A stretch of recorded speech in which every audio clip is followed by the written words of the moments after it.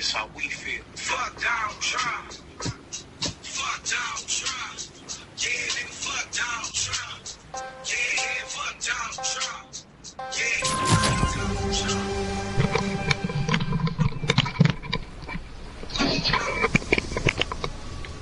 Okay, let's do this.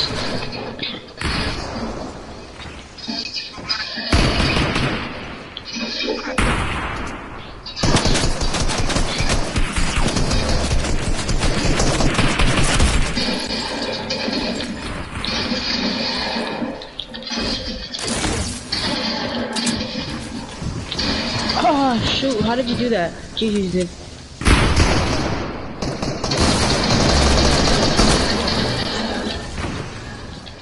What the? Why can I not shoot?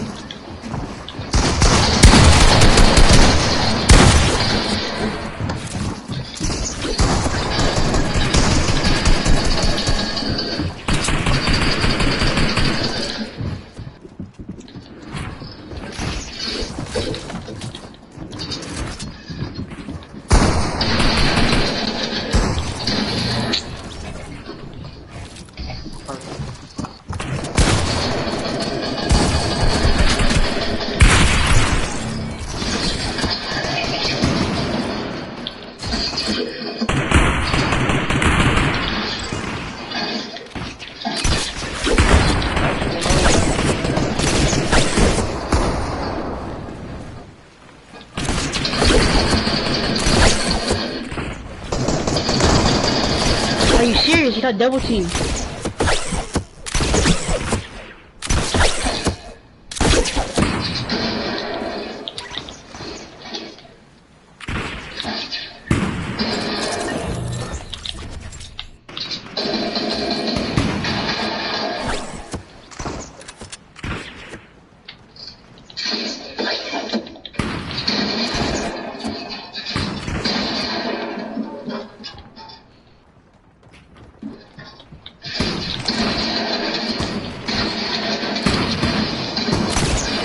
Crap.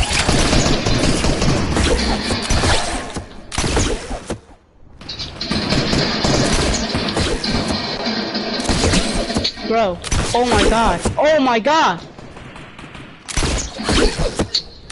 God, you're kidding me. I hate to smoke.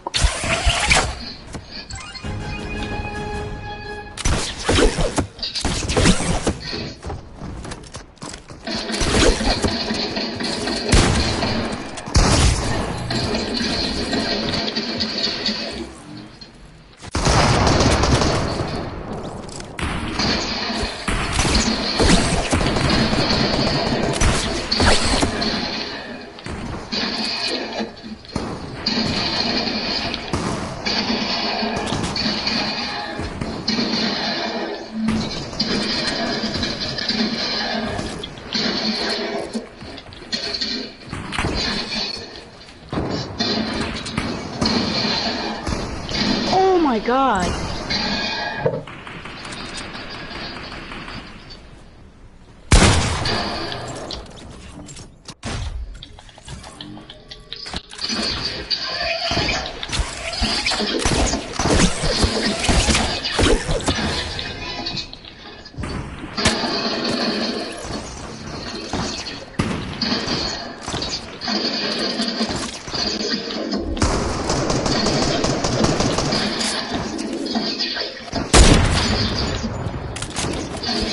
Oh crap.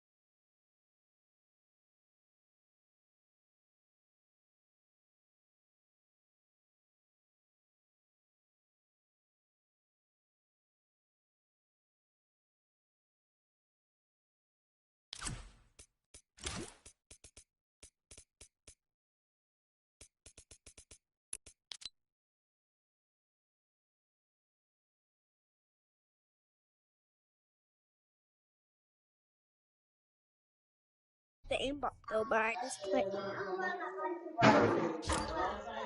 Yeah, you have aimbot. That's aimbot. Well, not aimbot, but 2 times damage. Okay. Yeah, I caught you. Yeah, you caught me. I play this. I used to play this. You can't Yeah, fool me. It's actually kind of fun though. Yeah. I used to troll my friends with it. Oh my god. The boom bow is my favorite. Ow. Do you mind if I eat fish? No. You don't want me to eat fish, so I can't heal. Okay, you're the fish army man. Okay, are you a banana or fish? No, the war has ended. They're best friends. No, I'm just asking. Oh, I know the I'm war. about to die. I know the war ended. I'm a fish, so I need it so bad. I'm a banana because I don't have the fish skin. And I'm dead. Okay, finish me. I just no scope you. You know that, right? Email and finish me. Okay. Code A. Code A is actually. Yeah, he's an aimbotter.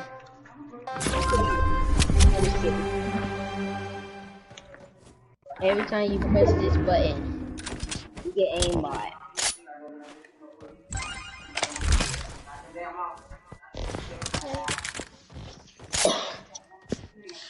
Have to wait for my chat. So you don't mind if I eat fish? No. Shy. I'm not a banana, I'm not a fish. I eat fish. But I come on. FBI, open up. Use FBI. Open up. Oh, there's more people. Okay, that's great. More people than Mirage.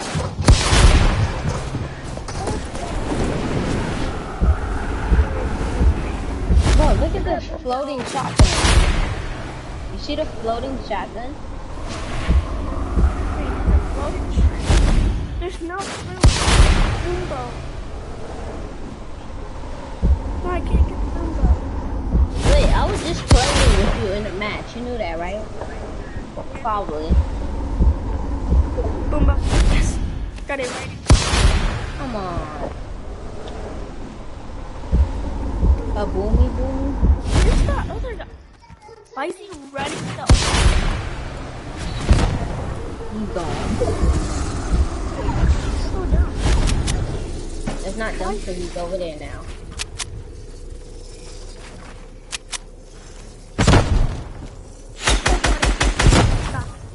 Push.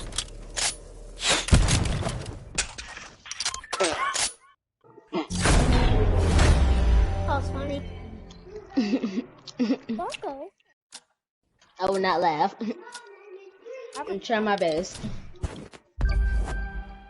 I have a cat named Socks.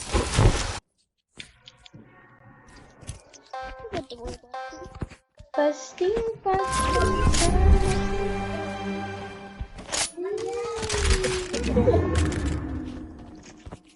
So you want to use aimbot, huh? What? I said, so you want to use I mean the double damage thing, right? No, I'm not gonna use it this time. Oh my goodness. I have the glider glitch. Oh, Ow! Oh That's my the worst. goodness. Oh my god. that's like the worst.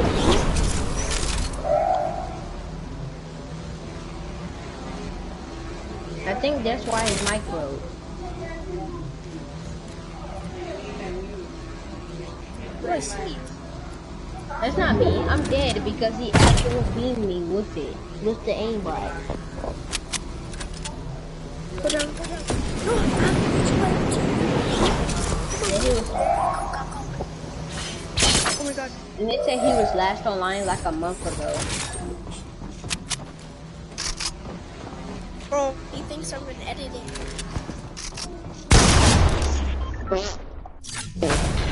Okay. I do better than it.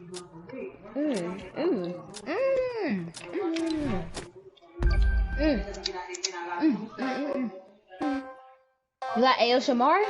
I love ASMR. But can't get my cat. Aw, you have a cat? Yeah. Of course. Of course. His name is Socko. Same socks? Out of my game. Oh, you sniped him? Yeah. Don't tell me you legitimately just.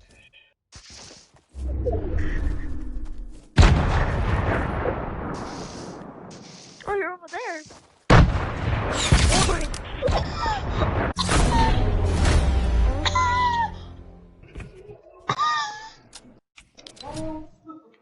Can you hear this?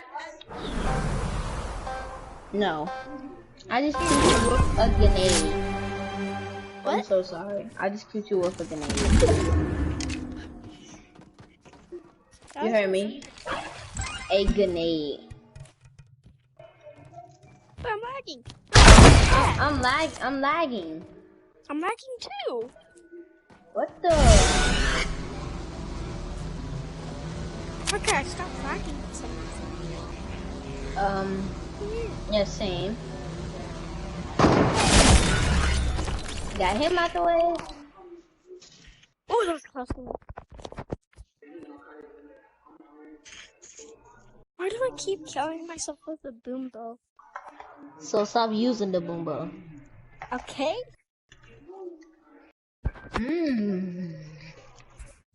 I use my cat as a pillow. Because he's so soft. Wait.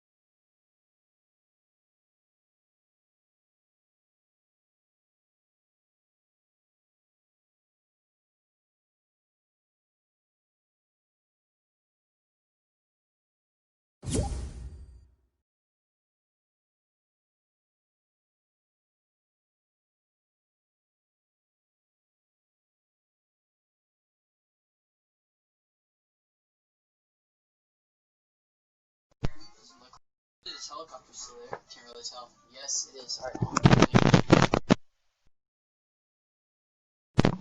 All the henchmen are over here, so we're gonna have to take these guys out one by one. One was weak. The one should come out around here. Oh.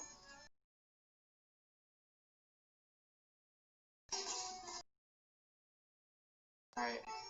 Alright, we'll pick you up. We're gonna come over here. We're gonna get this. Kill all of you, and then take your heavy sniper. Okay, that sounds really, really bad.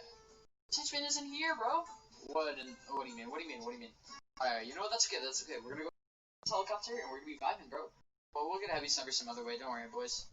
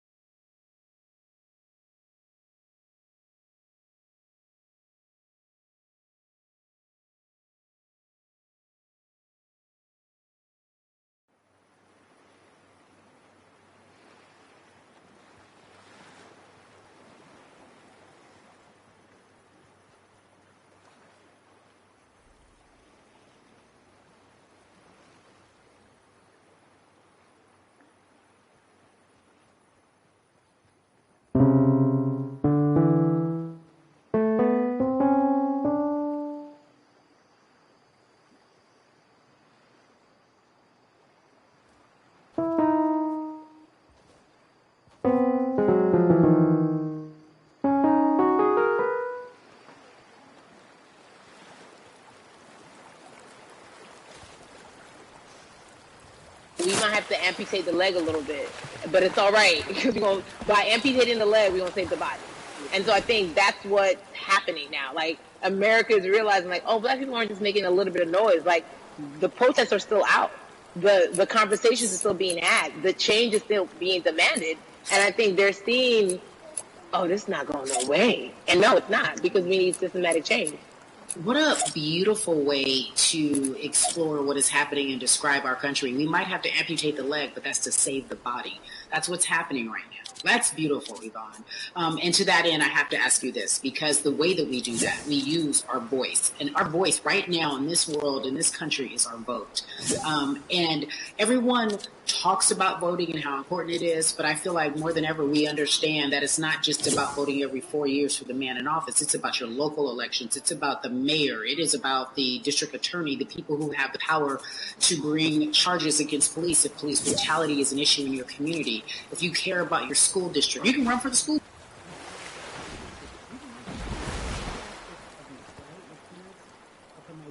You are Nigerian. You talk about that very lovingly. What does voting mean for you?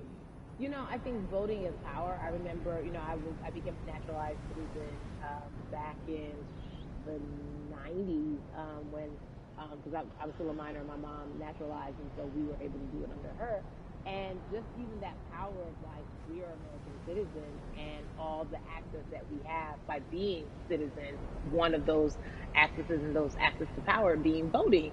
It's a big deal. It's a big deal because not only do we have the opportunity to be in this country, but now we can be of the country. We can be of the systems. We can be of the rules. We can be of what it. But I think going back to your earlier comment about just the setup of systems, I think we are done a disservice, either it's schools or whatever it is. And I'm not putting teachers on blast. I think teachers do a phenomenal job, but for some reason, we do not, and give them all the raises. I know too many parents who are like, this child of mine, I do love them, but hey, where can I drop them off? And I do think that there is a disservice done because, again, when we talk about them, to your point, we talk about every 4 years. It's important. We actually can vote about like how much our libraries get. It's like small things like that, but they make a big difference. When you think of voter suppression in this country, what does it look like for you? It's the systems. When we talk about voter suppression, we also talk about systematic racism, right? It's all the systems that set up. And we've normalized, okay, maybe your job will give you a half day, or maybe, you'll be able to get this luxury. It shouldn't be a luxury. It should be built into the system. It should be built into the fabric of how we vote. But maybe you'll be able to get this luxury in order to enable you to go vote. Think about everything disenfranchised, marginalized Black person has to endure in a day. So in a day, you need to get to work. If something happens to your car, if something happens to your child care, if something happens to, there's so many factors along the way that can send you into a tailspin as an American. And then you add on as a person of color. If you're just trying to get to vote and you already have to go through all of these hurdles and hoops in your everyday life, imagine the one day where your voice really is.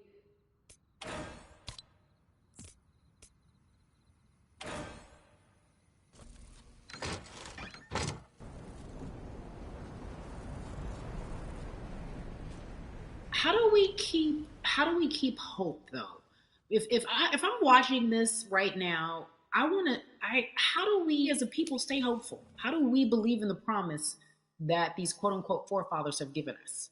Because have you met Black people? By default, like hope is infused in our DNA. Like, you know what I'm saying? Like, like if we haven't been broken now through, be it through slavery, through capitalism, give it to me, colonization, through segregation, through, I mean, listen, the history of Black people in this country is, at one point we were 3/5 the people. Mm-hmm.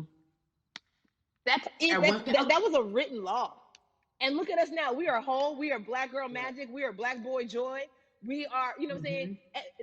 What I think about in terms of giving us hope, right? We're making a lot of people nervous right now, Carrie. We're making a lot of people nervous right now because they're like, dang, we put all these obstacles in their way, and these jokers are resilient. But that should give us hope. That should give us hope that, like, we can't stop, won't stop. I mean, I went to the school of Diddy. You know what I'm saying? Hashtag, Harlem shaking it right now. Can't stop, won't stop. And I think that's our motto. We can't stop voting and we won't stop voting. We can't stop marching and we won't stop marching. We can't stop thriving and we won't stop thriving. To that end, because you led me directly there, I've been asking everyone who's appeared on this platform, what does activism look like? And I feel like back in the day, we had an idea. Yes, it is marching. Yes, it is protesting. Yes, it is speaking out against things that we feel are not right or unjust. But talk to me about what activism looks like for Yvonne Orji. Listen, activism, I think the beauty of activism is that it has many faces, right? You're going to have the people on the front lines. Like, you know what? Martin Luther King marched, but there were a lot of women who were in the homes like, hey, BT Dubs, when they come back, this is how we support all the people who are marching on the front lines. And we're going to be here doing what we know to do best here. And you know what? Somebody needs to bail them out of jail so now we need to be in the community, getting money or whatever it is. So it's like everybody has a position to play. And so play your position like a shortstop, bruh. So whoever you are and whatever you do, play your position. So Activism could look like, you know what? I'm not the one that's built to be on the front line, but you know what? My pockets go deep, so I'm gonna support the people on the front line. You know, I'm a comedian. Black joy is a form of activism. There's always a call for entertainers or celebrities that have the platform to do something. Why aren't you speaking out? I'm not a believer in thinking that it's mandatory. Like you said, everyone can be an activist and be activated in different ways. But talk to me about the connection. Talk to me about the marginalization in your world and how you feel like it even inspires you to say more and use your platform to do more. Beneath the surface of what we do, like Niecy Nash says, it's the who, right? The who is the person who's going to be like, hey, let me call this out. Either blind racism in terms of overt racism, in terms of ways that we can be better, in terms of ways that we can actually be more uplifting to the community that you may not even realize that you're serving. Before I let you go, talk to me about the urgency, in your opinion, for people to vote, our people to get out and vote this coming election. Yeah, I mean, guys, if you think you're tired now, I'm telling you right now, we cannot take this sitting down. We can't take this jokingly. I understand that it may be hard to figure out who to vote for, but at the end of the day, we got to vote for our families. We got to vote for our legacies. We got to vote for continued progress. We have to vote for upward mobility. We have to vote for equality in a way that is long lasting. And if we succeeded before, we can do it again. You talk about the whole, this is the time. This is not the time to give up. This is not the time to pretend a way that we haven't made progress. We have. There's still much more to be done. And you know what? We might have to get to a point where we pass the baton to our children and our children's children, but we still have work to do now for that generation. Von Orgy, you are everything. You are Molly, but you are not Molly, but I love you so much as Molly on HBO's Insecure. You are an amazing podcaster, Jesus and Joloff. Shout out to Lovey. And then we also have movies. Like you have the world, you're a model, a cover model. Also, wait, don't let me forget your hugely successful stand-up comedy special on HBO. Girl, you're doing it all. And I am so grateful. You are truly the dream, not just the American dream. You're the black girl, brown girl, do it all dream, the immigrant dream, everything. You're a beautiful, beautiful soul. I really, really mean that from the bottom of my heart. Yvonne Orji, ladies and gentlemen, nothing but the best and excellence personified. Thank you so much, my friend. I love you so much, Mama. Mwah.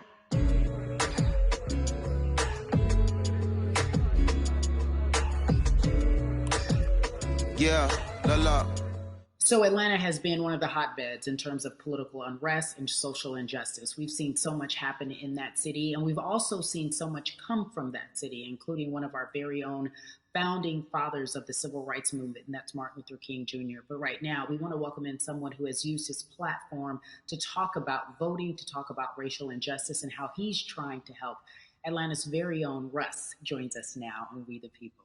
Russ, I'm not going to fan out and tell you what some of my favorite songs were that I listened to repeat on yours. We're going to get to the topic at hand. So we got to talk about, recently you did an interview where you shared your outlook on culture and music. And you also were very candid about the fact that you have a privilege and that it's necessary for you to give back. Tell everybody about what that means. It's very obvious. I'm white and I'm in Black culture and I'm benefiting financially off of it. So I feel like if you're a white person financially benefiting off of Black culture, you have to put finances back into Black culture. It's just that simple. The screenshots with your feelings, it just comes off like fake empathy because it comes off very dismissive and very oh, that sucks for y'all, but anyway, back to what I was doing. Have you felt that way always, or is it now because of the time of where we are in this country? I've always had the feeling. I think now it's just obviously elevated. It's a new level and there's new, it's to the point now where you can't, first of all, you can't not say anything. Second of all, though, I just think saying something isn't enough anymore. I think, if you have the ability to put money back into a culture that you're financially benefiting from, if you have the ability to, you should. it's interesting that you talk about it in that way, because some people do believe that silence is the best way to go, because it's hard to talk race, especially if you're white and you're in the black culture. People just feel as if they can't talk about it. They feel awkward. They feel as if they don't have the privilege of the voice or the words. How do you find yourself right now in terms of interacting with people when they want to talk to you about police brutality? What's going on?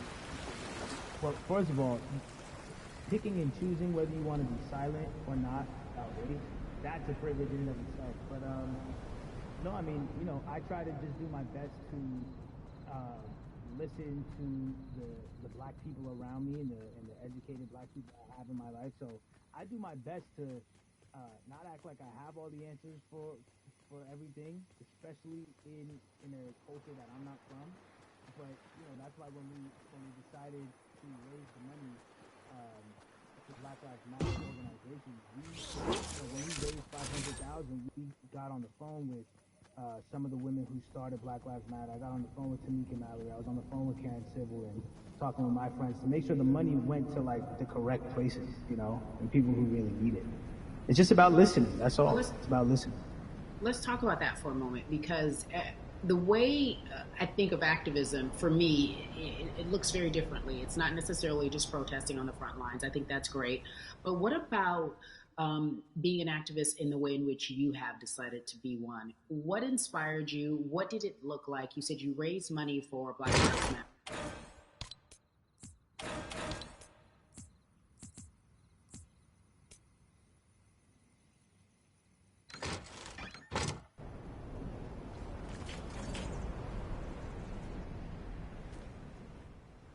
T-shirts with a message on them, because I figured what better what better time to use a platform than in front of, you know, a bunch of people. So one of the T-shirts I wore was if you want to change the system, you know, speak up, white silence is pro-racism, the whole thing. And it didn't really it kind of got swept under the rug back then. But you know, when all this stuff started happening again, and it's been happening, the police brutality against innocent black people, I was like, man, I'm not the biggest artist in the world, and I certainly don't have the most white fans in the world, but I got a good amount of people that I can definitely mobilize and turn into some money. And I know they're down for the cause because it's merch, it's a good thing. And I've always been outspoken anyway, you know? And so how am I going to be in black culture and not be outspoken about racism? And then I got to ask you this, because you grew up in Atlanta, so that gives you a heads up, depending for so many people, because you're in the crux of that beautiful black city where there are so many wonderful black leaders, home of so much great music and things that speak to our culture right now.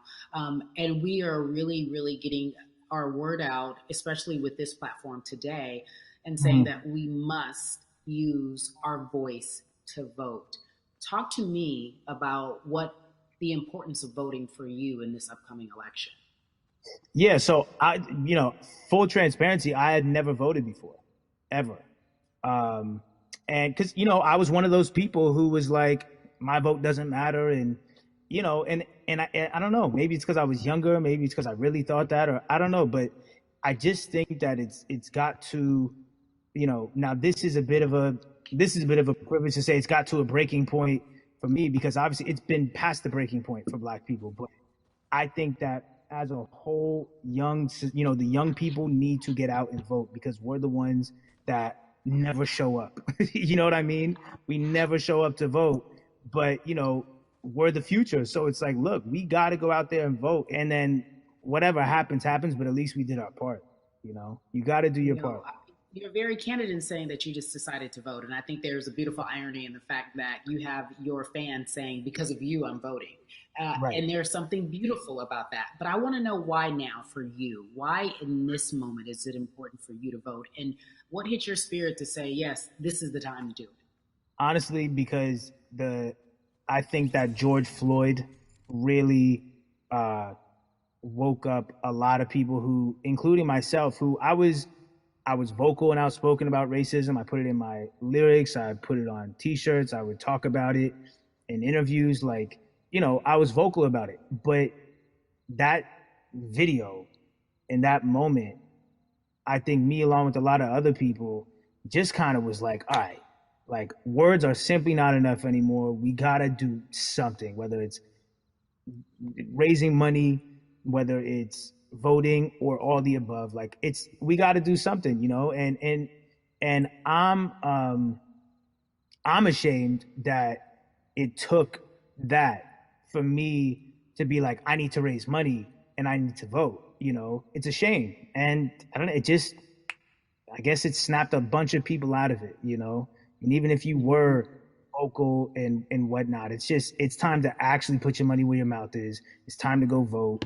It's time to just stop talking about it and be about it. And it's been time for that, but like I said, I'm ashamed that it took me this long to actually really, really be about it, but I'm here now. So Russ, we all know that this is going to be your first time voting. Tell me what that experience is going to be like for you in terms of what you're excited about. I think what it's going to do for me. It's going to let me know that I'm contributing to something bigger than myself, and I'm actually putting my money where my mouth is, and I'm being about it. Because for so long, and I know I'm not alone with this, but standing on the outside and just screaming about this and that and this should change, and it's like, all right, but did you vote?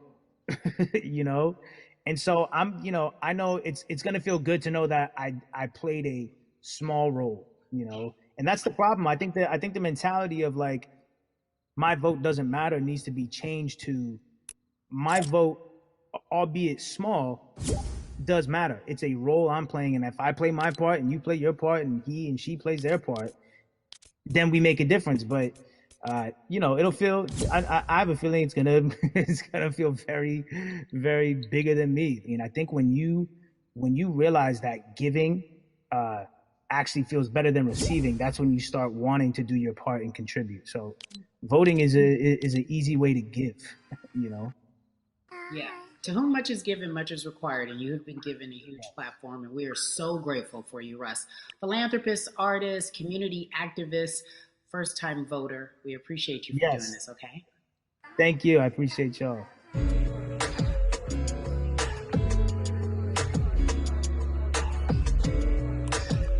Yeah, la. So cities like Atlanta and Chicago have been at the forefront of the discussions, especially now in this country when we're talking about COVID-19 and systemic racism, as well as police brutality and what we can do in this country. Again, we're continuing our conversation, letting you know that your voice is your vote and your vote is your voice. We can change where we are in this country. Currently, I'd like to welcome in Chicago Cubs right fielder Jason Hayward. I appreciate you. I brought in Atlanta and Chicago because I know you grew up in the metropolitan area of Atlanta, more specifically McDonough, let's be technical. And you have been very vocal throughout this entire time in terms of what our country's been experiencing. Let's look at the past month and a half, if you will. What has been the hardest thing for you to deal with? The hardest thing for me to deal with, Carrie, this last month has just been going from the virus shutting everything down to us being called to action. We've had multiple police brutality situations. We've had people protesting, wanting to get the message out. But I really realized that I need to be a part of the positive message and make sure that doesn't get lost in all the chaos going on, for people to actually hear from a reasonable, respectable person who cares about everyone involved. A reasonable, respectable person who cares about everyone involved, which leads us to More Than a Vote. It is a beautiful collective of Black athletes and artists. You are a part of that. Talk to me about why that's important for you right now and this be a part of that collective. To me personally, it's important to be a part of that because I've somewhat used baseball and my craft as an excuse to not get more involved in voting. But I can't any longer use baseball and work as an excuse not to get educated, and not also to show people, like, at any moment in time, any walk of life, we can make a difference. So tell me in your words, what does activism look like for you? In my words, it looks like LeBron James, the biggest athlete right now on the planet, speaking up and breaking the ice for everyone. But I think for the first time, people see and hear from us. So now we have white teammates, we have other people speaking up and realizing, okay, like, this is how we go about doing this. And to me right now, social media, athletes speaking up, entertainers speaking up, like we're trying to do with More Than a Vote. You said something I thought was so key, because covering sports for so long, I know that it's tough for Black players specifically in Major League Baseball to talk about how they feel. Adam Jones did it in a very eloquent way early on, but there are very few that are vocal. You said you all were afraid. Why use that word and why were you afraid? You was afraid because in 2019 there were 68 of us total, and there are 38 teams. There's 25-man roster on each team. There's a 40-man roster, which is on each team as well. And there aren't many of us. So we're outnumbered in that sense, but not always in a negative way when it comes to our teammates and our clubhouses. But to get to this point, you have to move a certain way. You got to be careful what you say. You can't ruffle feathers. You can't come off in any way. Much like other black entertainers, much like yourself.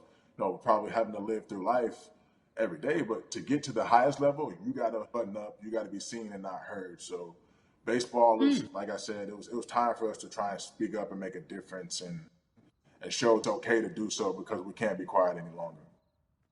That is a button up, be quiet, be seen but not heard. That is an expression that a lot of Black folks can relate to in whatever aspect of professionalism that they experience, especially if they don't work for themselves. They just feel that. That is also a socialization that we have as Black folks, well, especially like you said, if you want to get to the higher level.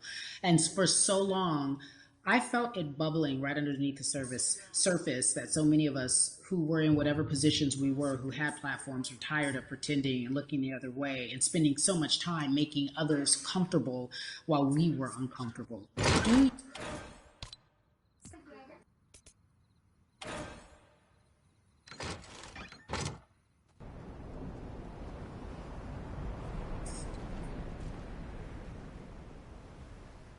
And right now, I feel like more than ever, there is little things as possible to distract from bigger issues. And we saw on draft day, we saw our president, Theo Epstein, holding up the sign saying Black Lives Matter and wanting to include the rest of MLB in that. But now we're having those conversations as well. So I definitely think this is sustainable, and it's not always just and get educated myself. For one, so many people, I feel like in Atlanta, they're on the move. Or when you want to try to make a vote, and try and cast your vote, you have to do it by mail. You have to sign up for the absentee ballot. Then you have to get another ballot in return. They have to send it back to you. Well, for me personally, they didn't send that back until it was too late, right? We didn't get it in the mail to the address that's an Atlanta address at my parents' house. We didn't get that in the mail until it was too late. And then from other friends and family that are still in Georgia right now, I just hear about them being held in lines too long and trying to get off work. And we know how it is for any family, but let alone a Black family in the city or in the suburbs trying to take care of their family and trying to provide for them. You try to get off work, and then you're like, wait a minute. You start looking at the clock. It's like, no, this is not going to happen today, right? And so I saw, Mayor Keisha Bottoms, reach out via social media to people and say, hey, I'm going to address these issues right now. I need y'all to stay in line to cast your votes. Keep hanging in there. So to me in Georgia, that's what that looks like. Well, it's interesting that you even bring that up because there have been all these images specifically from Georgia, because that's such a battleground, where you see people, especially when it came to the primaries, doing whatever it takes. And this is real life voter suppression that you're talking about. It's been happening for decades. It's not fake. What you're saying, these examples of sending you your ballot too late after the fact or shutting down the polls at 6 o'clock while people still are in line, that's a real life issue. There needs to be some type of change. And I think that what we're doing right now is fair. But the idea of voter suppression, do you think that is well known, especially with folks, within the generation, your generation? I think it's known in our communities, right? I don't think it's spoke on enough. I don't think there's been enough light drawn to it. Bring it to light. Let people hear about it. Let people learn about what that looks like. And get more people to say, okay, look, like this is going to happen. We have to expect this, and we can no longer make the excuse. We can't say they didn't warn us. Jason, everybody knows, or it feels as if everyone knows that the time is now. America's paying attention to us. We have their eyes. We have their ears. If you look toward the future, what are you most excited about in terms of seeing a change? I'm excited about how fast the word is traveling. The word is being spread right now. The biggest athletes, the biggest icons, biggest entertainers are doing their part, but I'm also seeing people out there on the streets doing their part. When so many things got lost, could have very easily got in the commotion when it came to protests, and you saw rioting, you saw looting. People still stood their ground, and people still went out there and said, look, we're doing this for the right reasons. We're going to come together. We're going to use drones. We're going to use social medias. I feel like this is a new wave of getting things done the right way and just spreading the message. You're right about that. And you're right. People are spreading the word unapologetically. We out here. We doubling down. Thank you so much. I appreciate you. Right.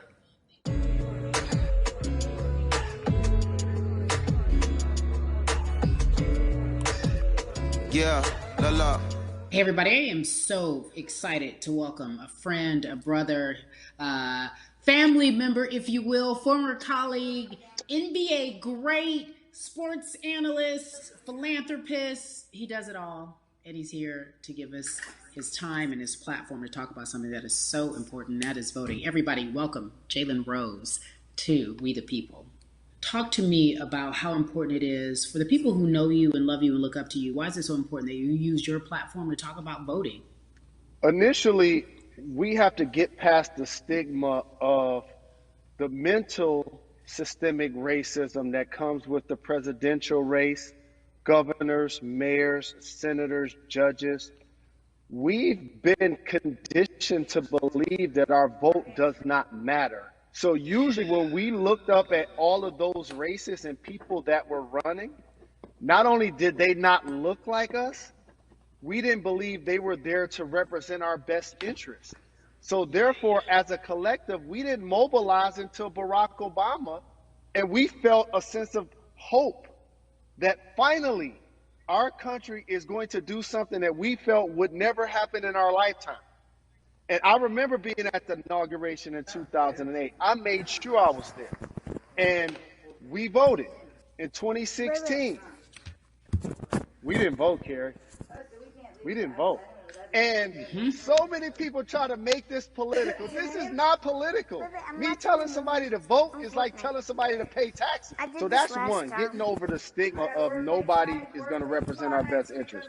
And then number two, the reality is that the person that gets the most votes doesn't necessarily win the presidency. That's uncomfortable right there, because that's actually what took place in 2016. The Electoral College chose the president. And if you put all of their pictures up, I'm pretty sure they look a lot more like each other than they look like you and I. How about that? And then the third thing, especially in urban environments, oh man, they create barriers for us, Carrie. It's like you got to jump over the fence, you got to run past the dog, you got to jump on the hood of the car.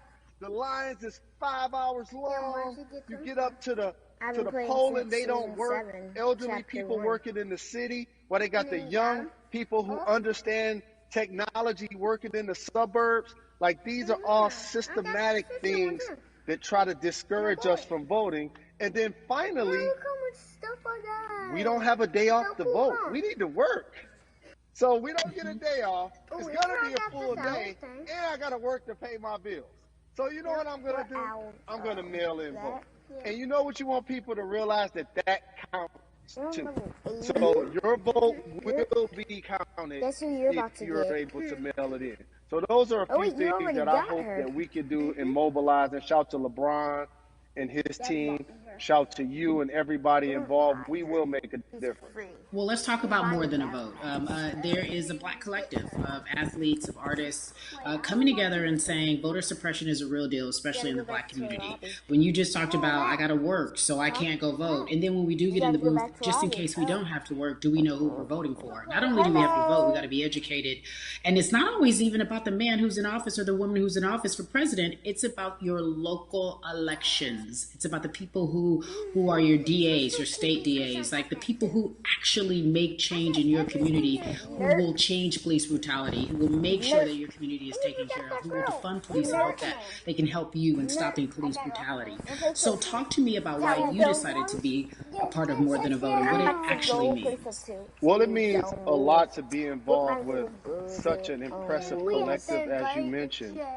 And I said this multiple times, and I know it can be uncomfortable when I say it, but a lot of times we have to get to the root of the issue before we find a solution.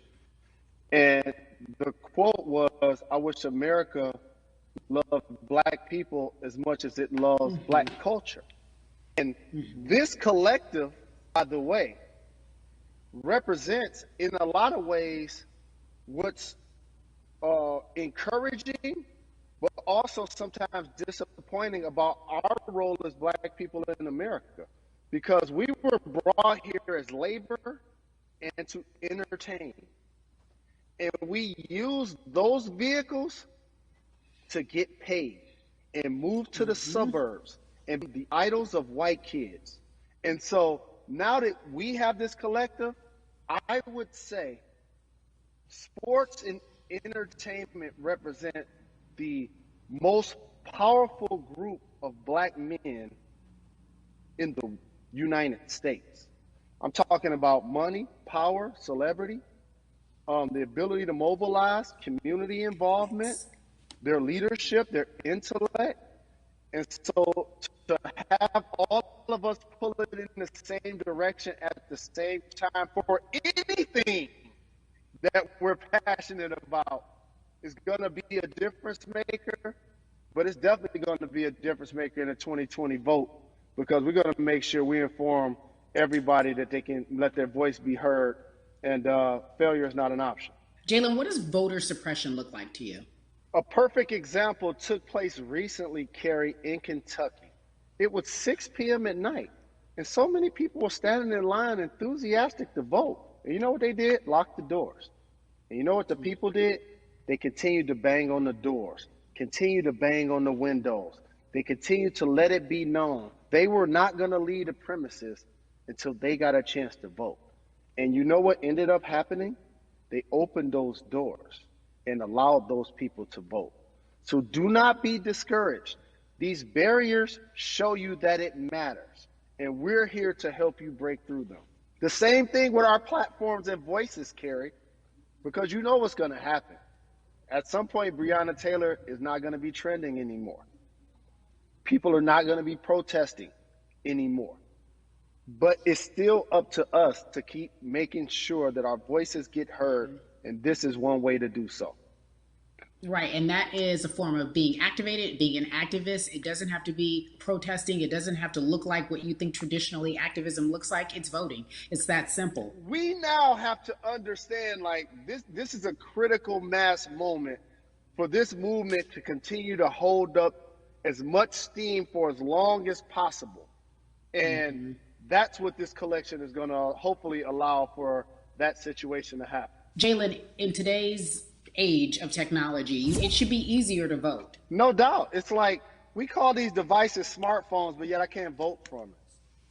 All of the things that we do in our lives are in our phones. All of these barriers are things that people will need to overcome in order to create a level of enthusiasm to vote. And again, this is not political. It's your right to do so. And there's so many times where you feel like somebody may have gotten done unjustly in your community. Pay attention to who the judges are, who's running for Senate, mayor, governor. Pay attention who's running for president. And let's make sure in 2020 we make a difference. Why is more than a vote so important and invaluable in our community right now? Well, because right now, I think we have an opportunity to let our voices be heard louder than ever. Anytime you see the mobilization of white kids holding Black Lives Matter signs, that means there's a breakthrough. Now, what happens with that breakthrough is the next step. You're going to look down in your email, Carrie. You're going to see all of these companies telling you how they're going to work on their diversity, how they're looking themselves in the mirror. They need to make change, just like in sports, right? Look on the field, on the court, all those black players. The further you get up, it's like altitude or a ladder. It gets thinner and thinner. And so a lot of people talk about the system being broken. I hate to remind people that it's not broken. It was built this way. And one of our ways to help change the system is to vote. So that's why more than a vote is so very important, so we can make sure everybody participates and gives themselves an opportunity to let their voice be heard. I think it's interesting because you talked about black men being very powerful in the U.S. if they're athletes and entertainers, because for so long those have been the only avenues traditionally to create wealth. The NBA season comes back. What are your feelings on the season coming back in the midst of everything that is happening? I think you'll see players challenging the establishment more. You're going to see them saying, okay, if you have all of these marketing and promotional deals, how many of them are with minorities? How many people are you employing in NBA? What about certain teams? Who do you have as a minority owner? Or what about the candidates that you have for positions of power? NBA players have proven as blacks that they are now movers and shakers in the game. They're now the dog, not the tail. So if they decide not to play, some of the biggest social changes and conversations have taken place in sports that weren't during the game. Colin Kaepernick was before the game. The Ali Summit was a press conference. So they could mobilize if they chose to. But when and if you do play, challenge the league. Black Lives Matter on the jerseys.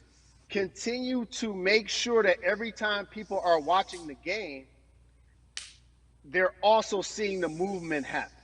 Jalen, I appreciate you because you are always entertaining and informative at once. I really, truly am looking forward to the NBA season. Thank you for working with More Than a Vote because your voice, your platform, all of it is needed, my friend. Be safe, okay? Yes, ma'am. I love and appreciate you. One call away always. Thank you. Love you, brother. Love you too. Every conversation that we had today, I hope was helpful for you. I am so grateful to everyone who came on with me to talk about what's going on in our culture and how we need to change. Huge shout out to Jalen Rose, Bun B, Jason Hayward, Yvonne Orgy, and Russ. Their words were inspiring, but also important and invaluable. I hope your phone is full with all the information that we've been able to place in front of you. Again, you need to check out these resources because they are so important because we want you to vote. That is your voice. It is important. We, the people, want you to vote. So go to morethanavote.org, fairfight.com, and whenweallvote.org. Again, thank you so much for joining us and paying attention because this message, again, is invaluable. I'm Carrie Champion for We the People.